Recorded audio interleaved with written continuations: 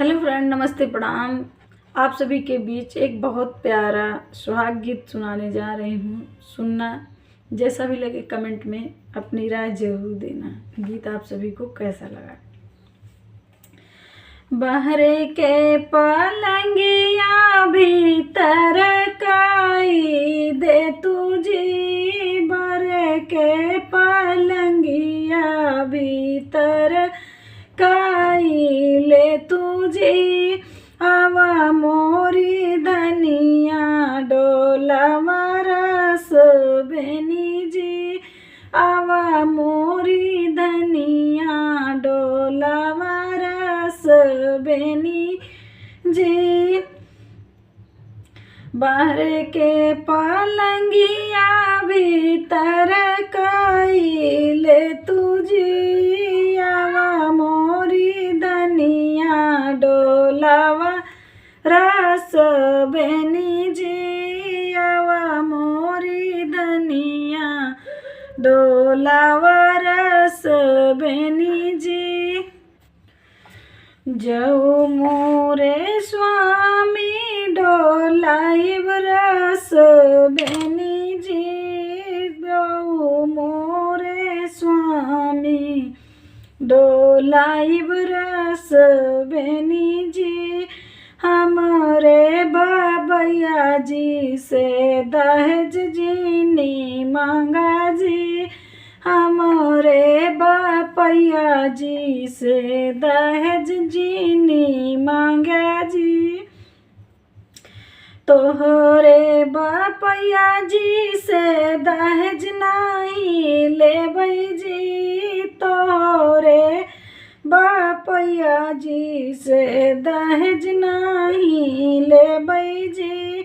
हमारे मायरिया का जवाब जीनी दियो जी, हमरे नी माया के जवाब जानी दियो जी।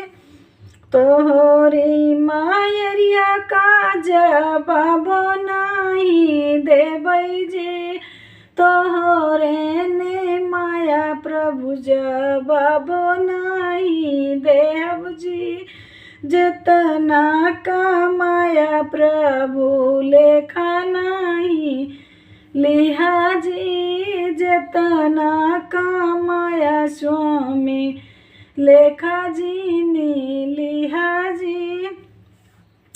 बाहर के पलंगा भीतर काई ले तुझी भीतर, बाहर के पलंगा भीतर काई ले तुझी, आवा मोरी धनिया डोलावा रस बेनी जी, आवा मोरी धनिया डोलावा रस बेनी जी।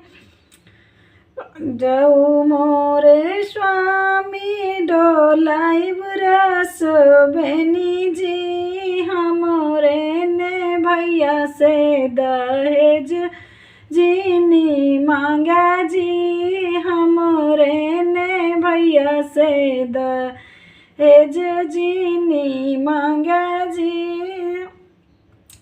तोहरे ने भैया से दहेज नहीं लेबै जी, तोहरे ने भैया धन दहेज नहीं मांगब जी। हमरे ने भाभी के जवाब जानी दियो जी, हमरे ने भाभी के जवाब जीनी दियो जी।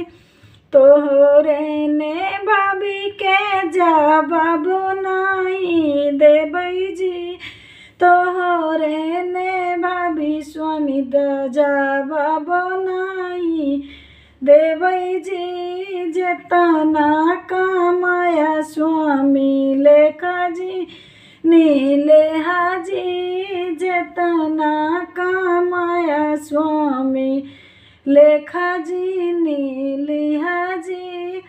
बहरे के पलंगा भीतर काई लेत्यो जी आवा मोरी धनिया डोलावा रस बेनी जी आवा मोरी धनिया डोलावा रस बेनी जी।